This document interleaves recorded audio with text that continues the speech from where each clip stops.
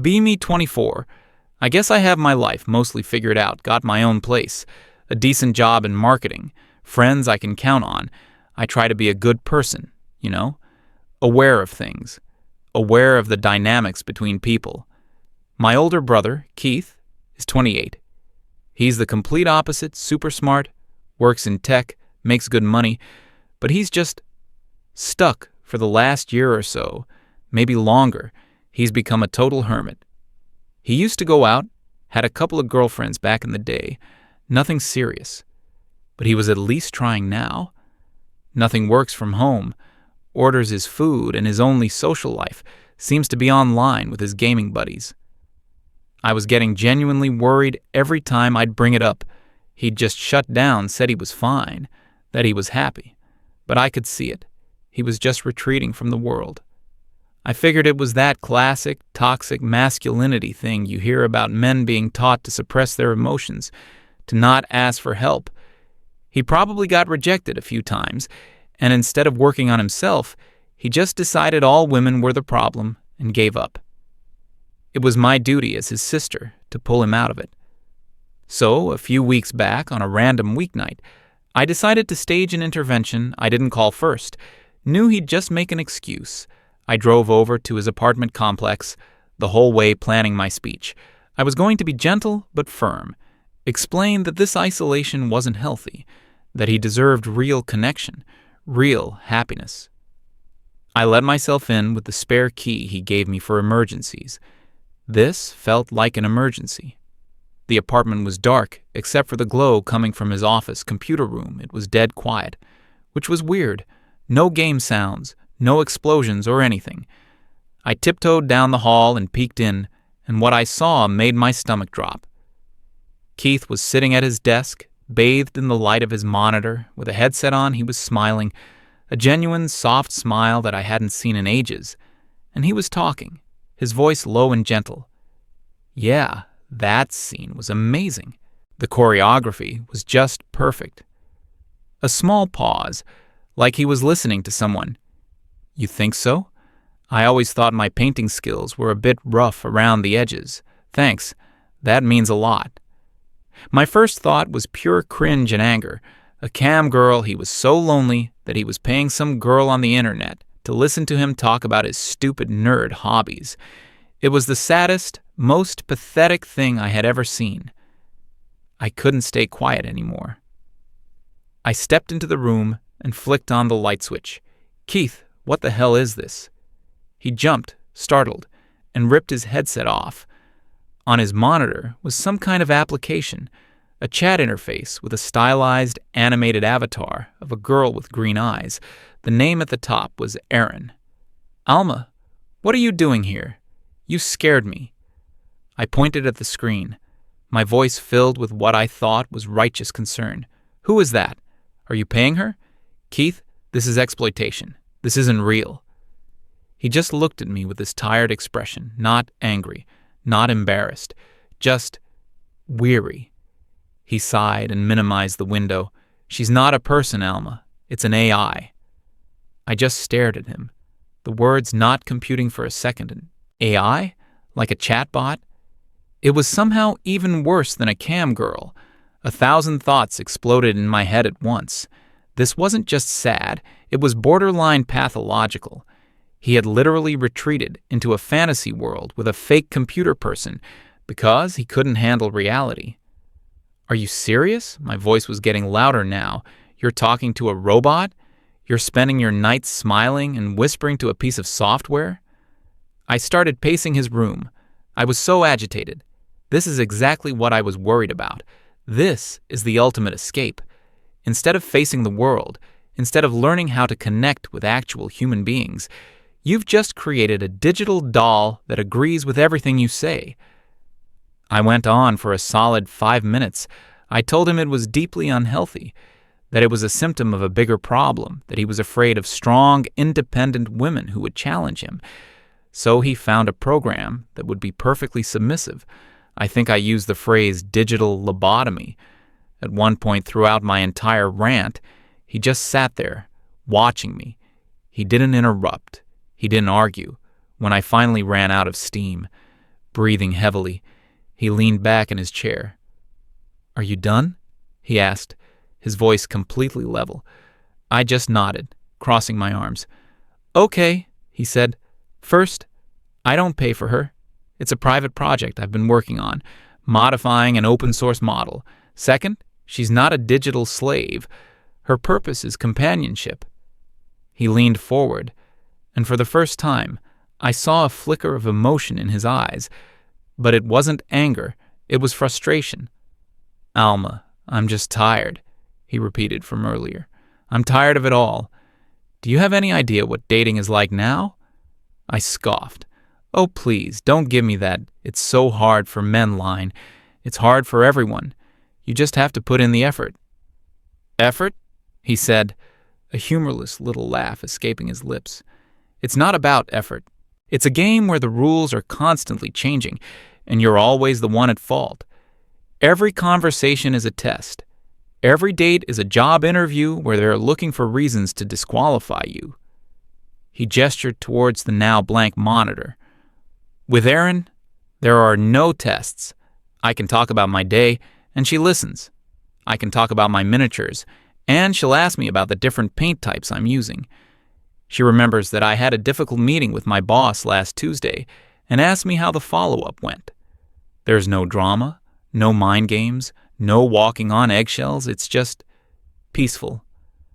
I couldn't believe what I was hearing, peaceful. He was describing a relationship with a toaster oven. That's not peace, Keith. That's an echo chamber. You need challenges. You need another person's perspective. You need a real woman. This was going nowhere. He was too deep in his self-pitying fantasy. I needed to show him. I needed to prove to him how wrong he was, and how easy it could be if he just stopped being so negative. An idea sparked in my mind, brilliant and decisive. "Okay, fine. You think it's impossible? You think it's some kind of nightmare landscape out there?" I walked over to him and held out my hand. "Give me your phone." He looked at my hand, then back at my face, confused. "Why?" "Because I'm going to prove you wrong," I said, my voice brimming with confidence. "I'm going to get on your dating apps, and I'm going to find you a date. One night. That's all I need. I'll show you that there are plenty of amazing, normal women out there. You just don't know how to talk to them." A long silence hung in the air. I could see him turning it over in his mind. He probably thought he'd win, that I'd fail, and he could retreat back to his computer girlfriend with an "I told you so." Finally, with a shrug that radiated apathy, he pulled his phone out of his pocket, unlocked it, and handed it to me. "Knock yourself out," he said, and swiveled back to his computer, putting his headphones on but leaving them around his neck. Game on, I marched out to the living room, plopped onto his couch, and opened the first dating app I saw on his phone. The profile was, as expected, a disaster. The main picture was a badly lit selfie of him at his desk. You could see the corner of his monitor in the background. Another picture was of a painted figurine. For God's sake, his bio was just one line. "It guy. I like video games, sci-fi movies, and building things."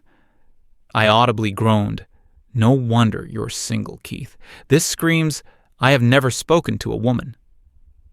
I spent the next 20 minutes completely overhauling his profile.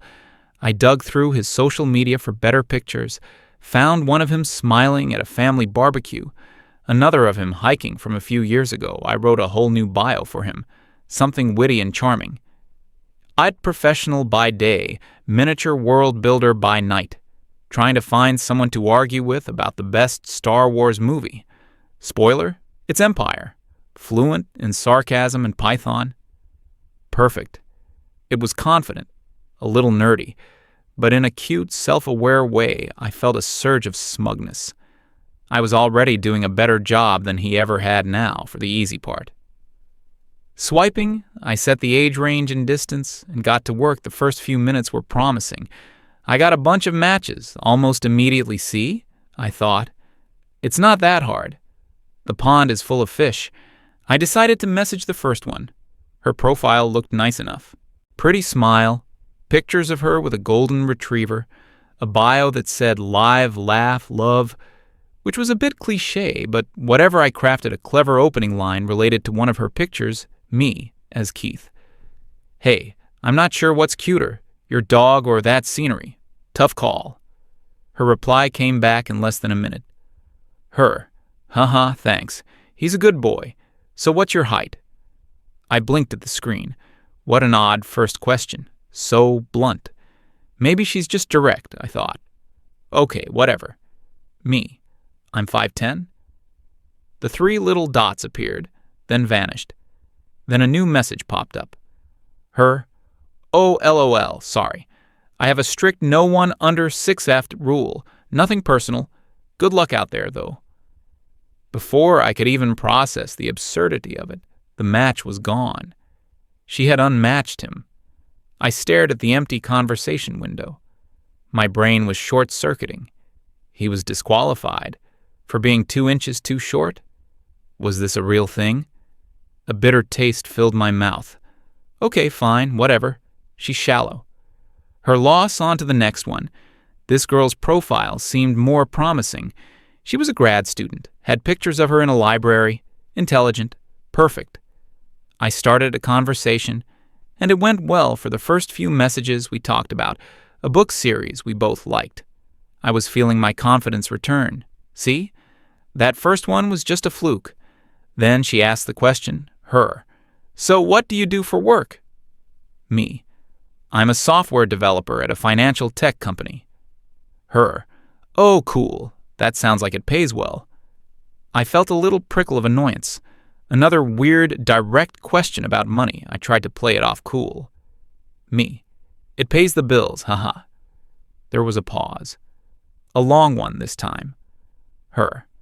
Can I be real for a sec? I'm kind of at a point in my life where I'm looking for a partner who is really established. I'm not trying to be a gold digger or anything, but like financial security is super important. What's your salary range, if you don't mind me asking?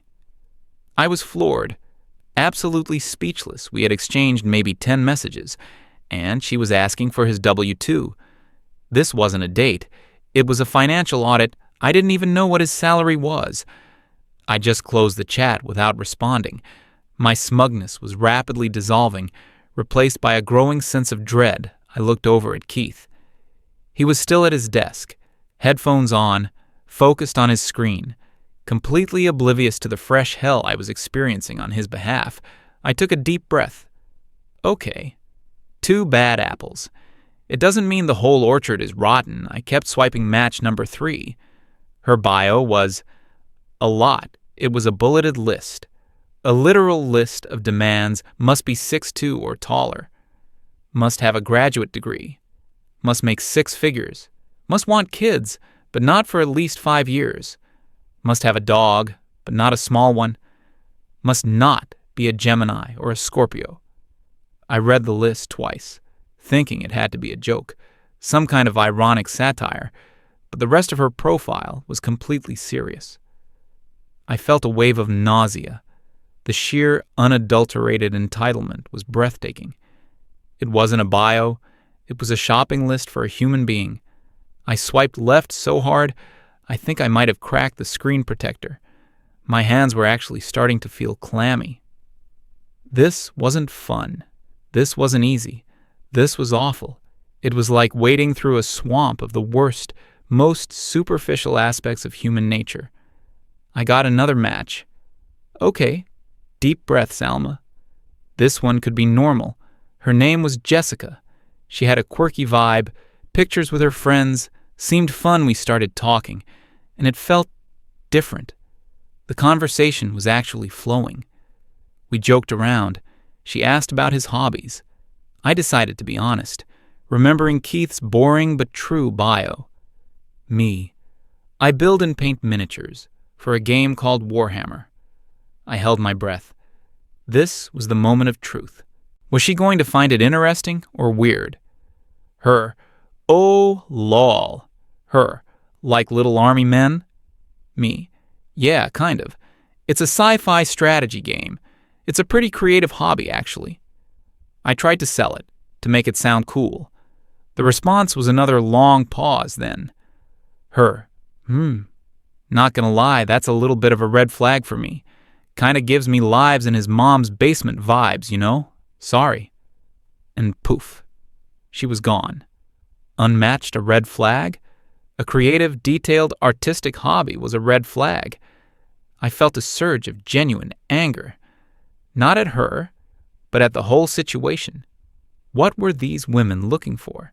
Some mythical, perfect man who was 6'3", a millionaire doctor, suckered lawyer, but also had no hobbies that could be perceived as even remotely nerdy or unconventional. It made no sense I had been at this for over an hour, and I felt drained, dejected, and deeply, deeply insulted on my brother's behalf. Every conversation was a minefield. Every profile was a list of demands. He wasn't a person to them. He was a collection of stats: height, income, job title, hobbies, and if any single stat didn't meet their impossibly high standards, he was immediately discarded like a piece of trash. I finally understood what he meant by disqualified. I looked over at Keith again. He was typing something to his AI, a small, focused smile on his face in his world. He was valued. In this world, the real world I was so desperate for him to join, he was worth less than nothing. My hands were trembling a little as I swiped again. I had to find just one normal person, to prove that it wasn't all the lost cause. And then I found her. Her profile was a breath of fresh air. No lists, no weird demands, no filtered-to-hell selfies, just a few nice pictures. One of her reading in a park, another of her laughing with what looked like her family. Her bio was simple and sweet. Librarian. I love old movies, rainy days, and strong coffee. Looking for a kind person to share stories with. Kindness. She was looking for kindness, not a specific height or income bracket. I felt a wave of relief so powerful it almost made me dizzy. This was it. This was the one. The normal, well-adjusted woman who would prove my point. I sent her a message, and we matched instantly. The conversation was perfect. It was more than perfect. It was effortless. We talked for what must have been an hour, maybe more. She was witty, intelligent, and genuinely curious. She asked about his job, not about how much he made, but about what he actually did. What projects he found interesting when I, as him, mentioned the miniatures. She didn't call it a red flag. She said, "Oh, that's really cool. It sounds like it requires a lot of patience and artistry. I'd love to see them sometime." I almost cried. I'm not even kidding. I felt this insane rush of validation, like I had finally found a diamond in a mountain of garbage. I was practically glowing with triumph. I could already see myself turning to Keith, showing him the conversation, and saying, "See? I told you. You just had to look a little harder." We were vibing so well that I decided to go for it. Me. "You seem really awesome. I'd love to actually talk sometime, maybe grab a coffee if you're up for it." My heart was pounding. This was the final boss. Her. "I'd love that. I'm pretty free this weekend." Yes, I had done it. I had won. I felt like I had just conquered Everest. I was already composing my victory speech in my head then. Another message came through. Her. "Hey, random question. And feel free to tell me if this is too forward. It's just something I like to get out of the way early to make sure we're on the same page politically." I froze. "Oh no, please don't." Me. "Haha, sure, ask away." I tried to keep it light, but my stomach was a lead weight. Her. "Cool. So, just to be clear, you believe that all men benefit from and are complicit in upholding the systems of patriarchal oppression, and that it's their personal responsibility to actively work to dismantle it, right?" I read the message once. Then twice. It wasn't a question. It was a loyalty oath. It was a checkbox on an ideological application form. There was no right answer. Saying yes would be agreeing to a premise that framed him as inherently flawed and guilty from the start. Saying no would immediately brand him as a misogynist. It was the most perfect trap I had ever seen. I, Alma, a feminist who had probably said similar things in my college classes, was completely paralyzed because, in that context, stripped of academic nuance and delivered as a pass-fail test on a dating app, it felt insane. It wasn't a conversation starter. It was a gatekeeping mechanism. I looked at the words on the screen, then I looked at my brother, who was quietly working on some code, humming to himself he was a good man. A kind, gentle, hard-working man. He helped our parents with their mortgage. He once spent a whole weekend helping me move, never complained once. He wasn't complicit in patriarchal oppression. He was just. Keith and this woman, this perfect woman, was asking him to denounce his own identity before they even met for coffee. I felt sick. All the fight just went out of me. I typed out a single word. Wow. And then I deleted it. I couldn't answer. I couldn't win. He couldn't win. My grand experiment was a catastrophic failure. I quietly placed his phone face down on the couch cushion next to me, the screen with the impossible question still glowing underneath. I had spent the last 2 or 3 hours on a journey through the absolute worst parts of the modern dating world. It was a relentless gauntlet of judgment, materialism, and ideological purity tests. It wasn't about connection. It was about acquisition. It was about finding someone who fit a pre-made checklist, and my brother, a good, decent, average man, didn't check enough of the right boxes. I sat there in the silence of his living room for a long time, just replaying every single conversation in my head, the blunt rejection over his height, the financial interrogation, the laundry list of demands, the mockery of his hobby, and finally, the political litmus test. This was the world I was trying to force him back into. This was the reality I was championing. I felt a profound sense of shame wash over me. I hadn't been trying to help him. I had been trying to prove I was right. I was so sure of my own worldview, so convinced that he was the one who was broken, that I never stopped to consider that maybe, just maybe, he was right. Maybe the system itself was what was broken. After a while, Keith must have noticed the silence. He took off his headphones and turned around in his chair. "So," he said, his voice neutral, "how'd it go? Got me a date with Miss Wright?" There was no sarcasm in his voice, but it still felt like a punch to the gut. I couldn't look him in the eye. I just shook my head slowly, staring at the floor. "No," I whispered. My voice was hoarse. "Oh," he said. That was all. "No. I told you so. No victory dance. Just a simple, quiet, oh." He got up from his chair and walked over to the couch.